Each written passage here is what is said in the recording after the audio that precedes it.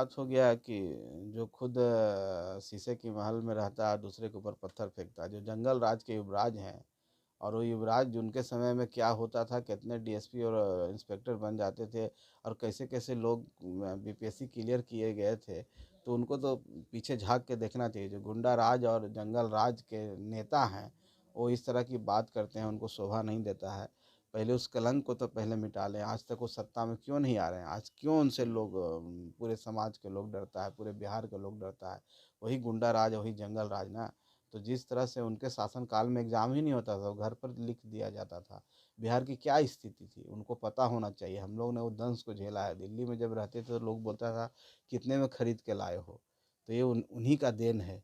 तो हम समझते हैं कि उनको भी संयम बरतना चाहिए और एक अच्छी सरकार चल रही है। और कभी-कभी नीतीश जी के साथ वो रहते हैं तो नीतीश जी के प्रेमी हो जाते हैं, जब वहाँ से हटते हैं तो उनके विरोधी हो जाते हैं।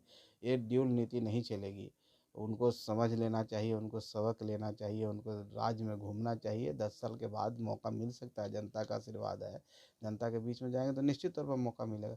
उलूल-जुलूल बात करने से वो सत्ता में नहीं आएँगे। देखिएगा कि 25 में वो 25 सीट से भी नीचे रहेंगे और हम लोग बहुमत 200 पार करेंगे।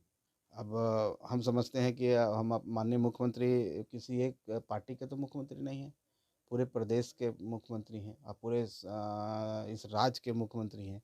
और जिन्होंने शांति बहाल की, जिन्होंने सुशासन लाया, जो विकास किया, इसके कभी कायल तेजस्वी यादव जी। और अगर उस मुखिया पर, उस मुख्यमंत्री पर टिप्पणी करते हैं तो समझिए पूरे बिहार के उन तमाम 14 करोड़ का अपमान वो कर रहे हैं।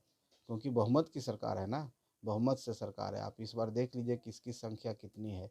तो बहुमत किस से चुनी हुई सरकार के बारे में, उसके मुखिया के बारे में इस तरह से बोलते हैं।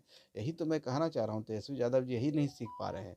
ये सब फालतू के बातें करके छोड़ के जनता के बीच में जाएँ, जनता का हाथ पैर पकड़ेंगे, दलित टोलों में जाएँ, भुनटोली में जाएँ, वहाँ जाके उनके साथ खाना खाएँ और अच्छे से व्यवहार करें तो निश्चित तौर पर उनको भी जनता मौका देगी। लेकिन ये सब सीखने वाले नहीं हैं वो।